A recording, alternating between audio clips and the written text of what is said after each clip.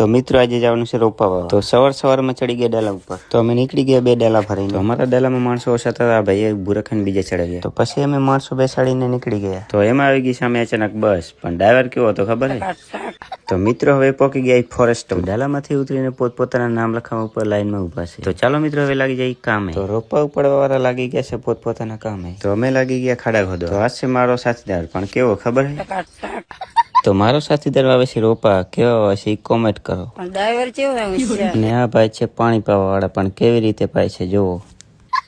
તમારી કોઈ ડ્રાઈવર તો હવે મિત્રો વાગ્યા છે 12, લાગી છે ભૂખ. મેં તો કીધું મને જ ભૂખ લાગી, પણ દાડીએ તો મારી મોર છે.